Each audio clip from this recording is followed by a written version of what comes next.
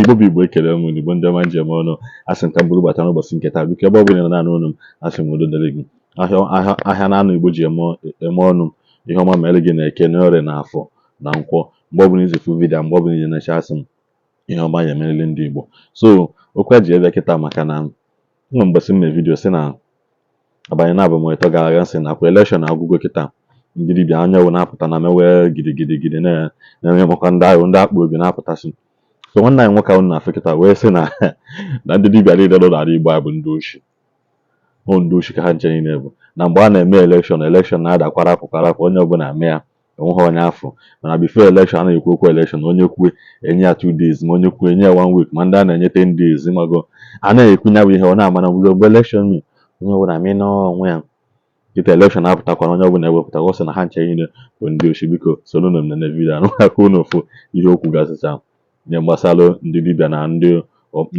ọjọọ ndị omenala jụrụ ala Igbo anakwaghị ekwu eziokwu nene vidio kwụ n'ụfụ ya nwere ihe m chọrọ ịjụ ajụjụ ka m jụọ ndị dibịa anyị niile akwụsị isi Jenụwarị ya bata Jenụwarị ya na ụlọ ihe ọ na-ayọ onye kwugere ọnụ na-enye 2 days onye kwugere ọnụ na-enye 5 days onye kwugere na-enye 7 days since ya bidoro na-atụ vootu anụnwa ihe a na-aga otu o si na-aga anụbeghị mpio n'ọnụ unu ifere na ndị ohi kunu unu egwu wayo but I don't see am say you na be criminals una no dey talk again all the native doctor wey dey Igbo land they no dey talk again una no dey talk you be deaf and dumb you just gone mute now you abi you say you na before 19 no after some time now maybe 2-3 weeks now when everybody just get quiet now you come out now hey onye kwuo is here today onye kwuo inwe 5 days busu njide ana Igbo na-destroy ana Igbo na-emebisi ba ya na-akụ ya ọwụrụ akụkọ onye pụta ọsọ ụnụ a na-akọ akụkọ dibịa na ite ọgwụ niile ahụ ike niile ahụ nwere ọha ihe niile ha akpọrọ ya na onwe nke afọrọ since ya ha ndị surprise ndị ọzọkwachi nkịtị ka ha chọrọ iji wekparị mmadụ onye ka nji just gwachi nkịtị sị mgbe iwe ndachụchara ka nwee ekepụta jụọ unu ajụjụ all the native doctors in Igbo land you guys don't talk anymore you are deaf and dumb now kwa unu anago unu anachago mụnụ ga-emekwa anyị emekwa mkparị onye kwu na-enye 5 days onye kwu na-enye 7 days onye kwu na-enye 2 days ka onye ahụ nwụọ ha ndị ọnwụ aka ọnụ ga-aka na ma ndị na-ebupụta ozu nwere a na-abịa anụ ọnụ a na-akụrụ n'aka ihe ọ na-ekwucha ihe ọ na-akụcharị aka n'ala Igbo ihe ọjọọ ka a na-eṅomi ịpụta na thank God for your good work thank God for your good work onye na-anya ya ụmụazị ọgwụ n'ukwu eje ha na-anwụsịsị thank God for your good work na no the shame onye kwuo ya sị ekwu n'okwu mba je ekwu n'okwu si nyawa ya ọnụ si ekwu n'okwu mewu no talk all the native doctors of Igbo land they talk to una they talk I dey talk to una all of you na we dey for Igbo land we be native doctor we dey shout in January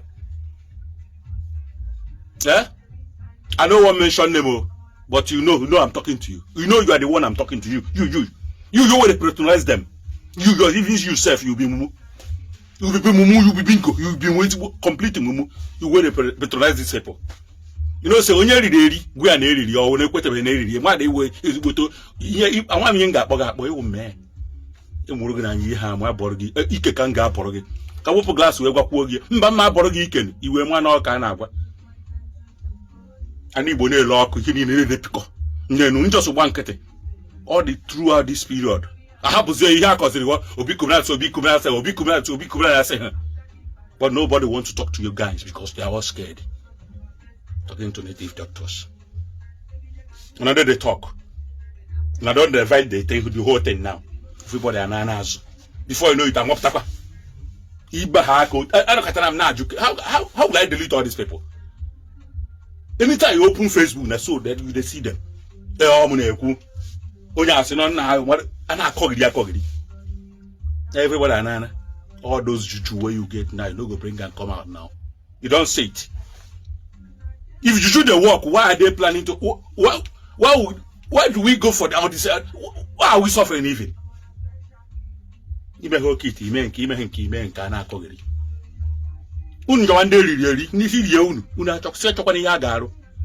unu mekọrọ they deceive our boys our youths may they no find better work do as I know the people that abuse me come on tell in your whole life you dey call common tailor. Tailor where you dey call common. No dey shame. My friend got to fair narrow. Iwe when the maga no joy. Opia de mama got to fair narrow. Just watching citizens. No. Not even a word from one native doctor from Igbo Land. Not even a word. Not even one. Even half. See you go to deep down or go monkey that or something. Who anything. Just in a butcher. Come put your because moon are happy behavior if you want. Now look at the little advice where I give now people that abuse me. People where they borrow that. People where they borrow. You don't dare abuse their papa. I mean make me or more me papa ga marife. Oji training of ma. Oji kwari gi of ma. Nda na he nyonu ngwa papa. Okwa papa mad. Tomorrow now they will come out. My papa used to tell me on that. You see when on them married, see when no mazi ai. Or even no mazi ai, goriba na ha. Don't name ndu na gori. Goriba na ha. You could go enough. Kaya marife. Come on, man, that no shortcut in life.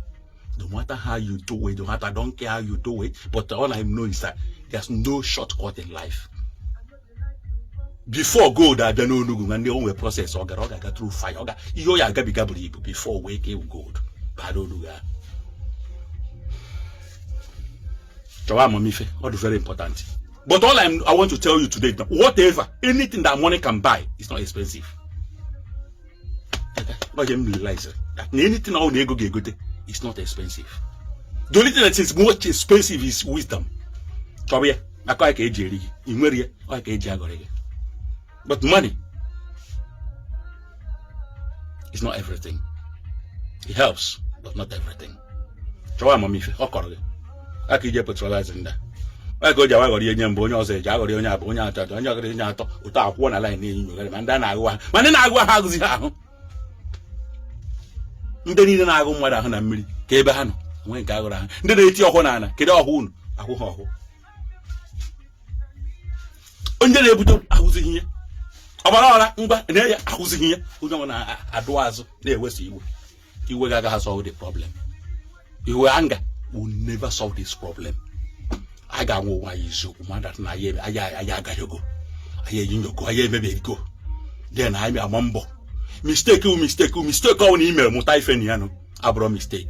That's my belief. If I make mistake today and learn something from it, it's not a mistake. But if I make mistake and I don't learn anything from it, on kind of proper than try and learn. Let us Igbo Nigeria learn your mistakes so that tomorrow you won't repeat the same mistake again. Ekutakwana osogi. You could also get hapo osogi pariam. Aputala from pari. I am off, man.